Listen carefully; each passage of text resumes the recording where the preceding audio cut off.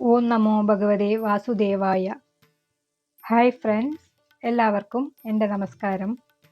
ഭാഗവതം 5-ാം സ്കന്ധത്തിലെ വളരെ മനോഹരമായ ഒരു കഥയാണ് നാഭീചരിതവും ഋഷഭാവതാരവും. അഗ്നീന്ദ്രപുത്രനായ നാഭി മേരുദേവിയെ വിവാഹം ചെയ്തു. അവർക്ക് സന്താനം ഉണ്ടായില്ല. അപ്പോൾ സന്താന ലാഭാർത്ഥം യജ്ഞപുരുഷനായ ശ്രീഹരിയെ വഴിപോലെ ആരാധിച്ചു. അവരുടെ വിശുദ്ധ ഭക്തിയിൽ പ്രസാദിച്ച് ഭക്തവത്സലൻ നയനാനന്ദകരമായ അവയവഭംഗികളോടുകൂടി യജ്ഞശാലയിൽ പ്രകടമായി ദർശനം കൊടുത്തു.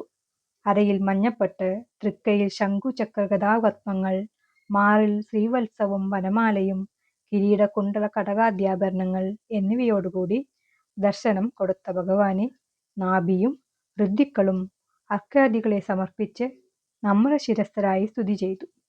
ഹേ ഭഗവാൻ, പ്രപഞ്ച വിഷയങ്ങളിൽ മാത്രം മനസ്സു പതിഞ്ഞ ഞങ്ങൾക്ക് പ്രപഞ്ചാതീതനും പരമേശ്വരനുമായ നിന്തിരുവടിയെ സ്തുതിപ്പാൻ അറിഞ്ഞുകൂടാ.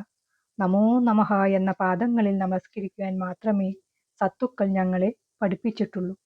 സർവപാപഹരനായ നിന്തിരുവടിയുടെ കല്യാണ ഗുണങ്ങളെ ഏകദേശമായി അറിയുവാൻ പോലും ഞങ്ങൾക്ക് കഴിവില്ല.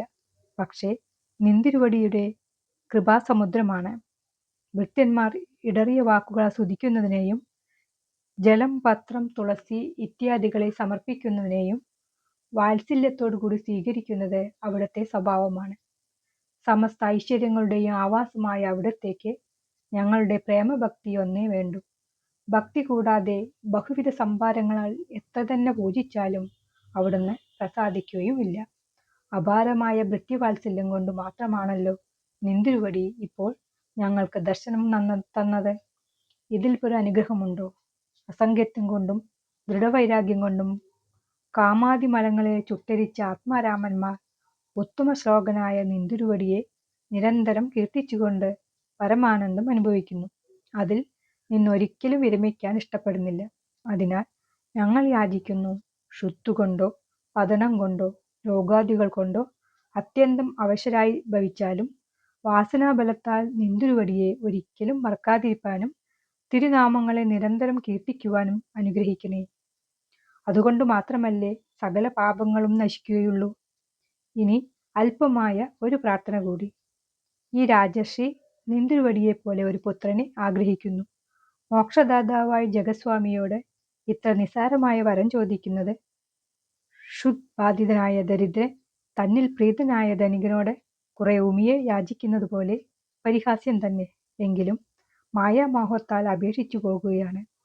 മഹാത്മാക്കളുടെ ചരണധൂളി സേവാഭാഗ്യം സിദ്ധിക്കാത്തവർക്ക് അവിടുത്തെ മഹാമായയെ എങ്ങനെ ജയിക്കാൻ കഴിയും? സന്താന ലാഭമാണ് പുരുഷാർത്ഥമെന്ന് മോഹിക്കുന്ന മന്ദബുദ്ധികളായ ഞങ്ങളുടെ അപരാധത്തെ സദയം ക്ഷമിക്കണമേ. ഇത് കേട്ട ഭഗവാൻ കാരുണ്യപൂർവം പറഞ്ഞു, ഋഷികളെ, അതിദുർലഭമായ വരമാണല്ലോ നിങ്ങൾ പ്രാർത്ഥിച്ചത്. എന്നെ പോലെ ഒരു പുത്രനെയല്ലേ ചോദിച്ചത്? എനിക്ക് സദൃശം ഞാനല്ലാതെ വേറെ ആരുണ്ട്? എങ്കിലും ബ്രാഹ്മണ വാക്ക് വ്യർത്ഥമാവാൻ പാടില്ല. അതിനാൽ ഞാൻ തന്നെ നാഭിയുടെ പുത്രനായി അവതരിച്ചു കൊള്ളാം.